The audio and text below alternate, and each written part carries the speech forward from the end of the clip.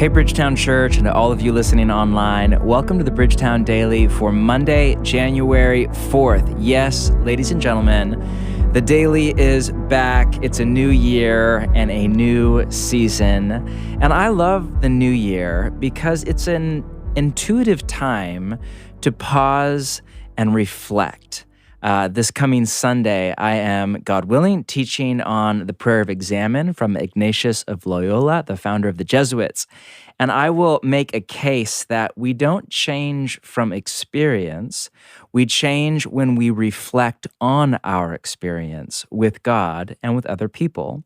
And the beginning of the year is a natural time to kind of reflect on our experience, to pause and to take a deep breath and to look forward to the year to come, to 2021, and kind of take a bird's eye view of our life and reset our habits. Every January or kind of over the Christmas break, I sit down and I pull out my life plan with my 7 major goals for my life, and I kind of take a long, hard look at my habits and my schedule and all of that. It's a great time to kind of take a deep breath and kind of reset your form, but also not only to look forward, also to look back, in this case on 2020, and to reflect, to let the past form us rather than malform us, because it has the potential to do either. And coming off 2020, a lot of us, I know that I don't just speak for myself here, are still reeling from all of the chaos and how our life just kind of fell apart at some level last year. And on one hand, we made it. If you were listening to this, you made it through 2020. Well done. But it really does feel more like a gift to me than an accomplishment. I came to the end of the year, on one hand, feeling beat up and a bit burned out, but on the other, feeling a profound gratitude to God for his fidelity to me and my family and to our church and even to our city. So on the one hand, we have the sense of, we made it. On the other hand, a lot of us came out of 2020 with a wound. And this is inevitable. We live in a world where the 3 enemies of the soul, the world, the flesh, and the devil, are all on the loose and wreaking havoc, not only in our society, but in our soul. So this January, a key task for us as followers of Jesus is, in the language of emotionally healthy spirituality, embracing grieving and loss. When my wife and I first discovered emotionally healthy spirituality, which is the work from the Scazzeros in New York, the idea of embracing grieving and loss, not just as an idea, but as a spiritual discipline per se, was new to us. We grew up in a Western culture that has little to no value for grieving. Ours is a culture living in the denial of death, and people that are close to death, we shut out of sight, out of mind, and we live in the fantasy, in particular for middle class, of upward mobility and kind of an up and to the right kind of culture. And we grew up in a church culture that often, in a well-meaning attempt to curate the mind stream and, in the language of the New Testament, rejoice in the Lord, often on accident would promote a kind of denial of the pain of reality, just a kind of Christian escapism from life. We had to learn, both of us, how to grieve with the Psalms as our map and Jesus in the Garden of Gethsemane as our guide. And it was several years, and still I feel hard because as a Westerner, I'm used to doing things, and grieving is less something that you do and more something that you let be done to you before God. But grieving, embracing grieving and loss as we set behind 2020 and look forward to 2021 is a key task for us right now as apprentices of Jesus. It's key that we integrate, and that's the best word I can think of, all of the good and all of the evil of 2020 into our life story, into our body, and make peace with it at a cellular level so that our wounds become sacred wounds. meaning the ways that we were hurt or beat up or let down by life or by the church or by ourselves or by people around us, so the wounds don't fester and open us up to infection and self-destructive behavior, but rather they become a source of meaning and purpose and healing and renewal, not only for us, but even more important, for others. Of course, the question is how? One very simple paradigm I love is from Ronald Rolheiser, who is one of my all-time favorite writers on Christian spirituality. In his best-selling book, The Holy Longing, he writes about what he calls the Paschal cycle. Paschal is a Catholic kind of term that has to do with the Passover, which Rolheiser ties to the church calendar, in particular kind of the Eastertide stages. He writes about the 5 stages of the Paschal cycle. Number 1, Good Friday, where we get in touch with grief and loss. Number 2, Easter, where we get in touch with hope. Number 3, the 40 days after Easter, where, if you know the story, the disciples are invited to realign to a new kind of reality with Jesus. Number 4, the Ascension, where Jesus left the disciples for heaven, but he gave them his blessing. And then number 5, Pentecost, the coming of the Spirit. Rolheiser turns that into a 5-stage emotional process for kind of embracing grieving and loss, and a way that where you kind of end full of hope. And this is his language, not mine. Number 1, name your deaths. Number 2, claim your births. Number 3, grieve what you have lost and adjust to the new reality. Number 4, do not cling to the old, let it ascend and give you its blessing. And last, number 5, accept the spirit of the life that you are in fact living. Now, the best way to go through this emotional process is just to journal. I'm not a diehard journal guy. I actually journal, most of my journaling is over the Christmas break. I do a ton around this time of year. But there's so much evidence now from scientists, of all people, to back up what spiritual masters have long said, that just the act of writing out your emotional pain before God is healing in and of itself. There's even science to indicate that you actually have to write it, not type it. It's like you have to get it out of your body and onto the page in order to deal with it. And so the best way to do this is to carve out 30 minutes or an hour or whatever you have and kind of write out the 5 stages on a page or 2 in your journal. And under each one, just journal for a bit. Name your deaths, claim your births, all of that. But to start our week, let's just do a short version right now in prayer.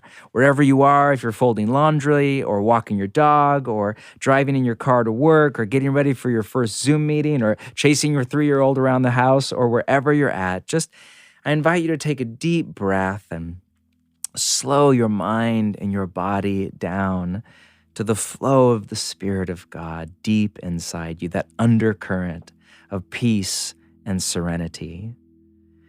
And I invite you just to set your mind before God. Holy Spirit, we invite you to come and to populate our mind and our imagination with your word for us today. And let me just walk you through those 5 stages and give you a moment to, in your mind, in prayer before God, do each one. Number 1, name your deaths, meaning name what you've lost over 2020, what has died. Could be a job or your business or a relationship or a plan that went belly up. Something as simple as I was planning on running my first marathon for my 40th birthday or my 40th birthday party, or something far more intense and painful. Name your deaths.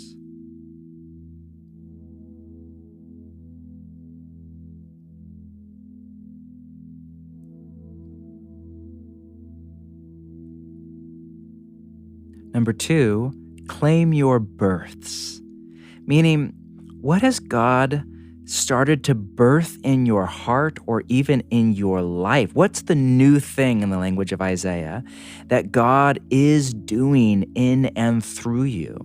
I lost a lot in 2020, but also, in all honesty, God put a ton of new vision into my heart, and a lot of new things started to come up in my life, not just vision for the future, but even in the present. Take a moment. What's new to you over the last year in the season, whether it's actually in your life yet or on the horizon in your vision? Claim your births.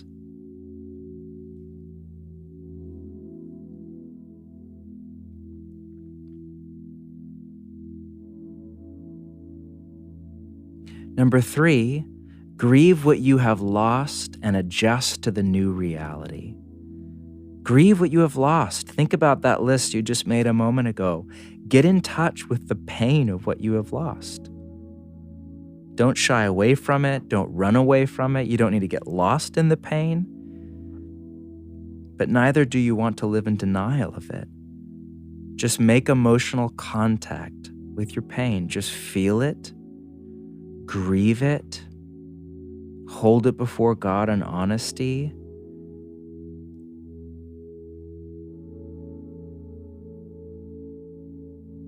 And make peace with the fact that it's gone, that it's happened, that it's real.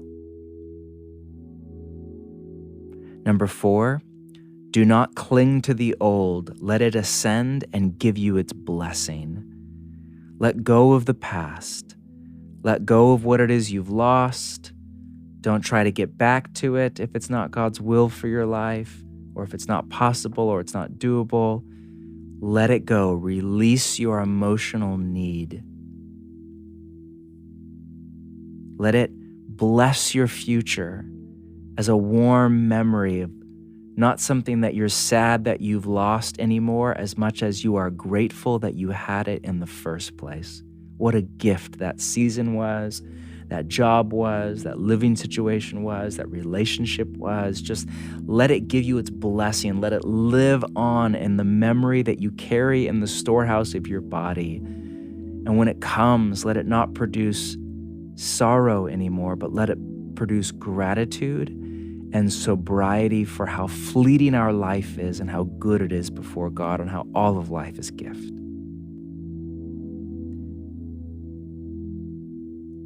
And number 5, to end, accept the spirit of the life that you are in fact living. Not the life you wish you had, not the life you used to have or you plan to have in the future, the life you are in fact living right now. Not in fantasy, but in reality. Not with PR or spin, but with just honesty. This is my life before God. The good, the bad, and the ugly. Accept it. And not just accept in the sense of make peace with it, but could you even give thanks for it? Could you even rejoice in the aspects of it that are good and beautiful and true? Shift your mind's attention from what you've lost in the past to the provision and the presence of the Spirit of God in the here and the now. And even more, let the Spirit of God rise up in your heart a hope for the year to come. Hope in the biblical sense of the expectation of coming good based on the person and the promises of God. That no matter what comes or does not come in the year ahead, however long it takes for the world to go back to a semblance of normal, and whether or not that does happen or not, the hope that God is with you, that you are not alone, that one day God will return to make all things new and end all sorrow and pain and suffering, all of it wiped away forever. And in the meantime, God will utilize any pain and suffering and sorrow you have, past, present, and future, to form you into a man or a woman of agape love, and to deepen your joy and your peace and your tranquility. And in the meantime as well, God will bring forward good from from the future into the present, from the age to come into this present age. That is the gospel of Jesus. May you live in the hope of the gospel.